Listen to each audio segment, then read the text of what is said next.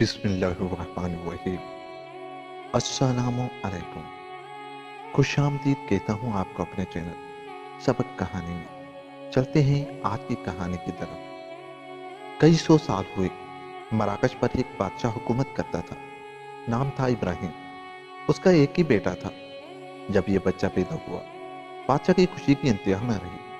उसने फौरन अपने नजूमी को बुलाया ताकि वो बताए कि शहजादे की किस्मत में क्या लिखा है। नजूमी ने अपनी किताब खोली और इल्म नजूम के हिसाब से शहजादे की किस्मत का हाल देखा। जब नजूमी हिसाब किताब कर रहा था तो बादशाह ने देखा कि उसके चेहरे पर एक रंग आता है और एक जाता है।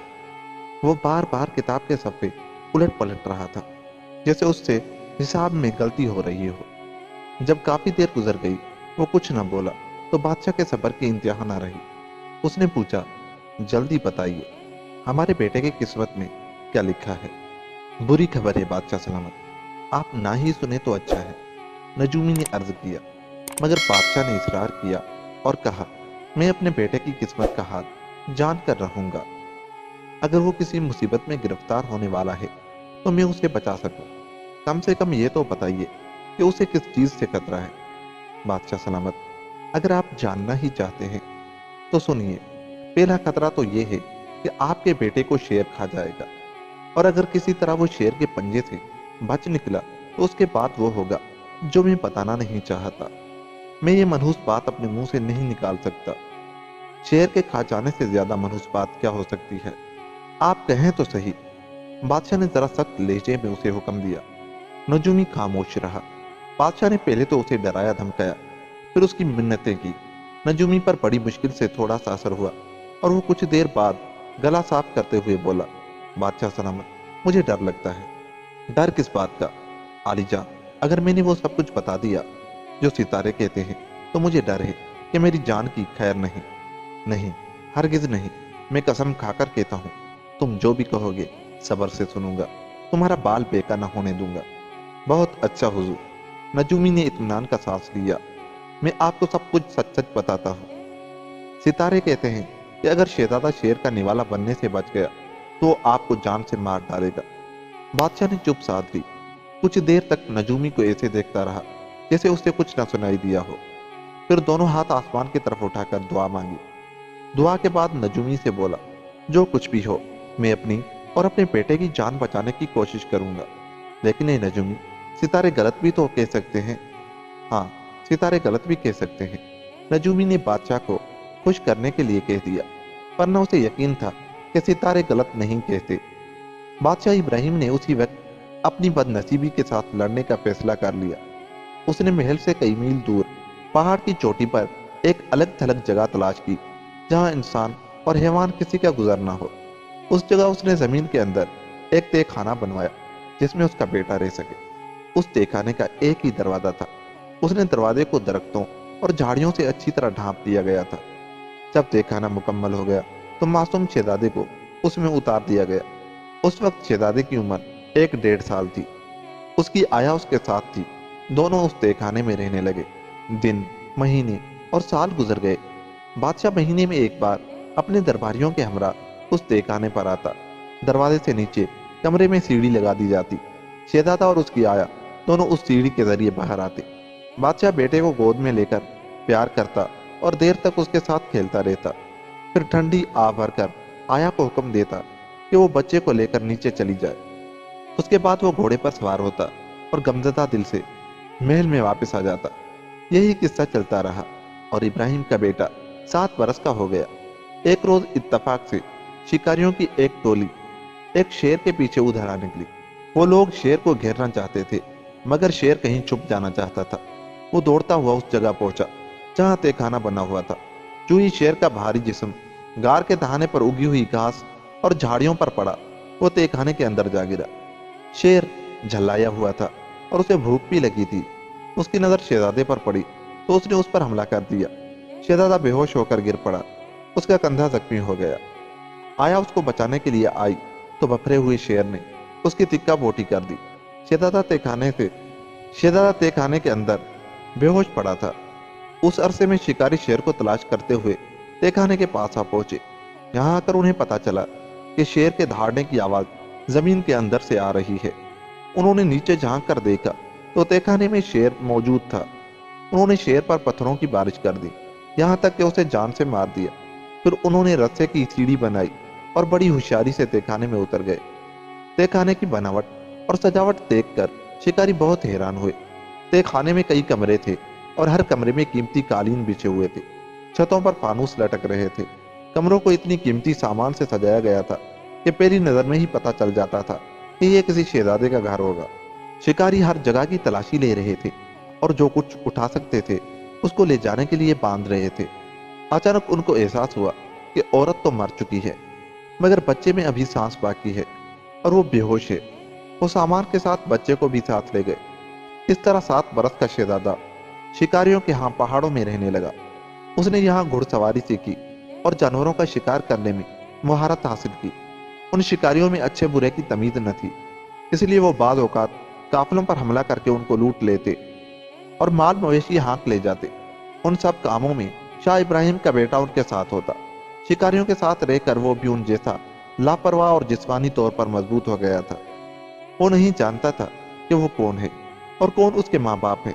वो तो शिकारियों में शिकारी था और लुटेरों में लुटेरा। एक रोज शाम के वक्त शहजादे और उसके दूसरे साथियों ने एक काफिले पर हमला किया।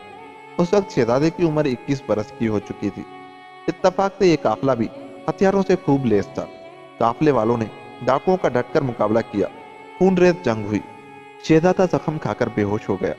अगली सुबह जब उसे होश आया तो वो तन्हा था।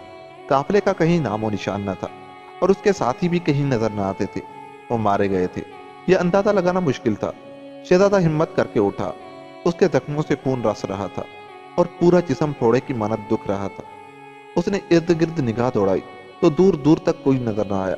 आखिर हिम्मत करके वो उस रास्ते पर चलने लगा जिधर से एक दिन पहले वो और उसके साथी आए थे। उसका ख्याल था कि इस तरह शायद वो अपने साथियों से जा मिले। अभी वो ज्यादा दूर नहीं गया था कि उसे एक शख्स मिला जो किसी खजाने का खोज लगा रहा था। ये खोजी भी अजीब किस्म के लोग होते हैं, पगले से, दीवाने से, लेकिन उनमें एक खास बात होती है, वो ये कि ये लोग अपनी धुन के पक्के होते हैं और छुपे हुए खजानों की तलाश में जंगल जंगल सेरा सेरा घूमते रहते हैं। बाज़ औक़ात दूसरे लोग उनको मुलाजिम रख लेते हैं। उन लोगों की मुहिमें बड़ी खतरनाक होती है। दबे हुए खजानों को निकालने के लिए उन्हें जमीन को दूर तक खोदना पड़ता है और खोदते खोदते ये पाताल तक पहुंच जाते हैं। उनमें से बाज़ को दोबारा उस दुनिया में आना नसीब नहीं होता और बाज़ अपनी अकल खो बैठते हैं। खजानों के खोजी ने इब्राहिम के बेटे को रोक कर पूछा, कहाँ जा रहे हो? कहीं नहीं, शहजादे ने जवाब दिया। कहाँ से आए हो? जमीन के अंदर से, शहजादे ने जवाब दिया और फिर सारी दास्तां कह सुनाई। ओह, फिर तो तुम मेरे काम के आदमी हो, खोजी ने हंसकर कहा। मेरे साथ चलो, हम मिलकर खजाने की खोज लगाएंगे। शहजादा उसके साथ उसके खेमे में पहुंचा। उसमें वो दोनों कई दिन रहे, खाते पीते, गप्पे मारते और फिर सो जाते। आखिर शहजादे की सेहत ठीक हो गई। अब वो पहले जैसा ताकतवर हो गया था। एक दिन दोनों खजाने की खोज में पहाड़ों की तरफ रवाना हुए। गधों पर सवार थे, खोजी आगे आगे, क्योंकि वही उन रास्तों से वाकिफ था। आखिर पहाड़ की चोटी पर पहुंच गए। एक खास जगह पर रुककर खोजी ने जेब से नक्शा निकाला। गौर से देखकर इर्द गिर्द निगाह दौड़ाई। हर तरफ घूम फिर कर देखा और फिर उसे तसल्ली हो गई कि वो ठीक जगह पहुंचे हैं। यहाँ खोजी ने अपनी छड़ी जमीन में सीधी गाड़ दी और कहा, खोदो। दोनों ने मिलकर जमीन को खोदना शुरू किया। अचानक उनकी कुदालें एक पत्थर से टकराई। ये पत्थर एक बहुत बड़ी सी चक्की की मानिक था। दोनों ने खूब जोर लगाकर पत्थर को एक तरफ हटाया तो नीचे एक कुआं नजर आया। खोजी ने एक मजबूत सा रस्सा शहजादे की कमर में कसकर बांध दिया। मोमबत्ती जलाकर उसके हाथ में थमा दी और कहा, इस कुएं में उतर जाओ। मैं रस्से को होले होले ढील देता जाऊंगा। तह में पहुंच जाओ तो आवाज देना, मैं टोकरी लटका दूंगा। मेरा ख्याल है कुएं में इतना सोना है कि हमने 10-12 टोकरियां भी खींच ली तो सारी उम्र किसी शे की जरूरत नहीं रहेगी। खोजी के कहने के मुताबिक शहजादा कुएं में उतर गया। खौफ के मारे उसका दम निकल रहा था। मोमबत्ती जलाए रखना जरूरी था, वरना अंधेरे कुएं में कुछ नजर न आता। पेंदे पर पांव लगते ही उसने खुदा का शुक्र अदा किया। कुएं में पानी नहीं था, पानी की जगह सोना भरा हुआ था। शहजादे ने जोर से कहा, सोना है। उसी वक्त ऊपर से रस्से में बंधी हुई टोकरी नीचे आई। शहजादे ने टोकरी को सोने से लबालब भरकर खोजी की तरफ लौटा दिया। फिर दूसरी टोकरी, फिर तीसरी, फिर चौथी, 5वीं टोकरी जब ऊपर गई तो वापस नहीं आई। शहजादा कुछ देर इंतजार करता रहा। हर तरफ खामोशी छाई हुई थी। अचानक गिड़गिड़ाहट सी हुई। अब शहजादा मुकम्मल अंधेरे में था। कुएं का मुंह बंद कर दिया गया था। उसकी मोमबत्ती भी बुझ चुकी थी। असल में खोजी की नीयत खराब थी। वो नहीं चाहता था कि वो शहजादा उसके साथ दौलत में हिस्सेदार बने। जो ही सोना उसके हाथ लगा, उसने उसे गद्दे पर लादा, कुएं पर पत्थर रखा और खुशी खुशी अपने घर की राह ली। खोजी के धोखा देने पर पहले तो शहजादे को बेहद दुख हुआ, मगर फिर उसने ये कहकर दिल को तसल्ली दे ली कि मौत और जिंदगी खुदा के हाथ में है। अगर अल्लाह को मेरी जिंदगी मंजूर है तो वो कोई ना कोई रास्ता निकाल ही देगा। ये सोचकर शहजादे का हौसला कुछ बढ़ा और वो आने वाले वक्त से बेफिक्र हो गया। अंधेरे में आंखें फाड़ फाड़ कर देखते हुए अचानक उसकी नजर उधर पड़ी जिधर उसके ख्याल में खाना काबा था। शहजादे ने मक्के की तरफ मुंह करके जोहर की नमाज अदा की। वो सजदे में गिरा हुआ दुआ कर रहा था तो उसे पानी गिरने की मध्यम सी आवाज सुनाई दी। ऐसा मालूम होता था जैसे कहीं दूर झरना गिर रहा हो। वो टटोलता टटोलता उसी सिमत चल दिया। कुएं में एक जानिब चट्टानों के दरमियान से रास्ता बाहर को जाता था, मगर ये रास्ता इतना तंग था कि आदमी रेंग कर ही गुजर सकता था। वो जू जू आगे बढ़ा, पानी गिरने की आवाज ज्यादा साफ सुनाई देने लगी। आखिर वो उस जगह पहुंच गया जहां से चश्मा फूटता था। यहाँ सख्त सर्दी थी। ऐसा लगता था कि सारी सर्दी यहीं से निकलकर पहाड़ों पर फैलती है। ठीक है, शहजादे ने अपने आप को समझाया, अगर खुदा की यही मर्जी है तो बिस्मिल्लाह, मैं इसी रास्ते पर चलूंगा। जिंदगी और मौत तो खुदा के हाथ में है, ये कहा और बेझिझक पानी में कूद गया। पानी की तेज लहरें उसे कहीं से कहीं ले गईं। अंधेरी और लंबी सुरंगों में से होता हुआ वो एक ऐसे सफर पर जा रहा था जिसके मुतालिक उसे कुछ मालूम न था। उसे अपने सामने रोशनी नजर आई और यूं लगा कि वो अब चट्टानों से निकलकर एक खूबसूरत हरी भरी वादी में बह रहा है। उस वादी में पहुंचकर शहजादे पर धूप की गर्म किरणें पड़ी तो उसे कुछ होश आया। हिम्मत करके वो दरिया के किनारे की तरफ तैरने लगा। फिर पत्थरों का सहारा लेकर दरिया से बाहर आ गया। काफी देर तक किनारे पर लेटा धूप तापता रहा। सूरज की गर्मी से उसके जिस्म में ताकत पड़ गई, कपड़े भी सूख गए। अब भूख ने सताया तो वो आहिस्ता आहिस्ता दरिया के बहाव के साथ चलने लगा। उसे यकीन था कि दरिया किसी न किसी गांव या शहर के पास से गुजरता होगा, क्योंकि आमतौर पर बस्तियां दरियाओं के किनारे पर ही आबाद की जाती है। उसे ज्यादा चलना नहीं पड़ा। थोड़े फासले पर उसे चंद खेमे नजर आए। खेमे में रहने वाले लोग शहजादे को कुछ अजीब से लगे। वो शहजादे को देखकर बिल्कुल खुश न हुए, लेकिन जब शहजादे ने उन्हें यह बताया कि वो किस तरह मौत के मुंह से बचकर आया है और दुनिया में उसका कोई नहीं, तो उनको रहम आ गया। उन्होंने उसे खाने पीने को दिया और अपने पास रहने की इजाजत भी दे दी। जो जो वक्त गुजरता गया वो लोग शहजादे के दोस्त बनते गए। बहुत दिनों बाद शहजादे को पता चला कि उन लोगों ने शुरू में उसे क्यों नापसंद किया था। दरअसल ये लोग कज़ाक डाकू थे और काफिलों को लूट कर अपना और अपनी बीवी बच्चों का पेट पालते थे। वो शहर से बाहर घात लगाए बैठे रहते। जो ही कोई काफिला शहर में दाखिल होता या बाहर निकलता उसे लूट लेते। ये शहर इब्राहिम बादशाह की सल्तनत ही में था। शहजादे को उन कज़ाकों की जिंदगी बेहद पसंद आई। वो जल्द ही उनमें घुल मिल गया। मेरी किस्मत में यही लिखा था, मैं इन्हीं के साथ रहूंगा, शहजादे ने अपने आप को समझाया और कज़ाकों में शामिल हो गया। कई महीने गुजर गए। शहर के लोगों ने बादशाह से दरख्वास्त की कि हमें कज़ाकों की लूट खसूट से बचाया जाए। लुटेरों के हाथों उनकी जान हर वक्त खतरे में है।